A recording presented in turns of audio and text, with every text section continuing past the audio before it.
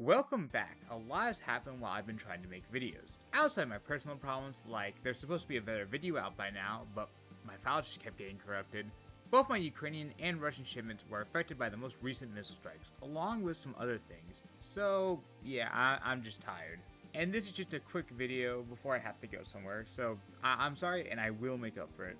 But without wasting any more time, welcome back to Brands of the SVO. Today we'll be going over Mordor Tac. Yes, I am serious.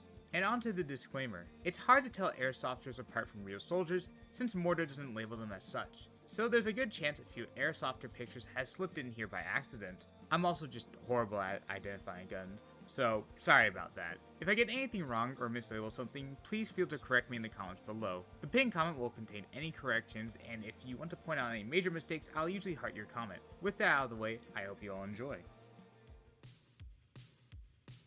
Mordor Tac is an interesting brand, to say the least. It's one of the most iconic airsoft brands and has constantly been bashed for simply, well, being an airsoft brand. It also is a brand that many people stay away from when building Rust 4 kits, and some people would even call you out for wearing or using it in an impression. So has any of that changed? Well, that's for a bit later. Mordor Tac is a brand that started in 2019. There's honestly not much to say about it in its early years. They were mostly known for making Russian airsoft tactical gear and that god-forbidden tracksuit. Their uniforms and helmet covers were used by actual units before war, though I can't say for sure whether this picture I'm showing is an airsofter or a real soldier. I know the brand has been involved in a bit of controversy with Ivan Savin, so let's get that out of the way first. Mordor Tac is a brand that was created and developed by the now pretty much dead and gone Grey Shop. Savin was one of their head of marketing before being fired in 2023. What happened afterwards is pretty interesting. One of the people at Mordor apparently started stalking Savin and would even complain in his DMs whenever he posted something they didn't like. Someone, likely the same person, also got butthurt that Savin was making videos on gear that wasn't Mordor Tac, so yeah, some pretty sketchy measurement. Anyway, let's get into the gear. Let's start with their vest. The Nazgul is one I've seen quite a bit even before making this video. Out of the grand total of 2 soldiers I've talked to who actually used this vest, they both pretty much said the same thing. It's a good temporary vest. And honestly, for the price, that makes sense. We mostly see this vest used by regular troops. It also has appeared with the VDV and even some GRU personnel. While there isn't a huge number of references, it's what you'd expect from a lower end vest. Next vest is the Nazgul's younger brother, the Uruk-hai, and I'm probably pronouncing that wrong. It's mostly seen with regular troops, though we've also seen it used by a Marine and even a National Guard personnel. Interestingly, I couldn't find any VDV or GRU users, so it seems that the Nazgul is the more popular vest. While these vests are lacking in the reference department, they clearly do the job as you can see from this video. But now, let's move on to pouches. And I don't know what it is, but I've seen an insane amount of Mordor Tac pouches, especially their admin pouch. While I could go over every single pouch they make, I think you already get the idea of who uses them mostly: regular troops, VDV, and Marines. Basically everyone below that GRU tier. And while people often compare the VDV and Marines to higher tier units, they're specialized troops, not special forces. Anyway, while it's a little vague to just say any pouch, that's honestly pretty accurate. Pretty much all of their pouches see some level of use. The whole point is simply to give you more options. And I've personally seen most of every pouch they make in use, outside their holster pouches.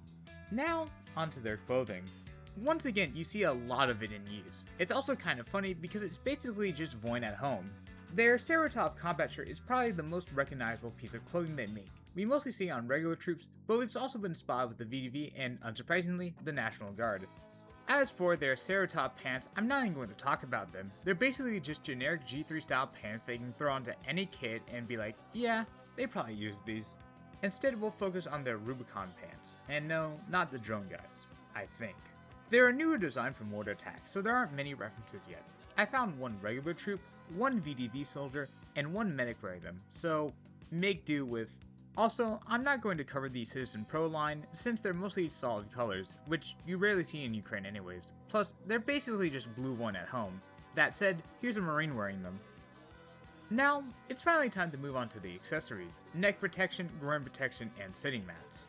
Let's start with neck protection. Their snake neck protector doesn't really seem to be used at all. I found 0 references. Their Vorant neck protector, on the other hand, has been used by regular troops and even one special National Guard operator. Anyway, onto their sitting mat.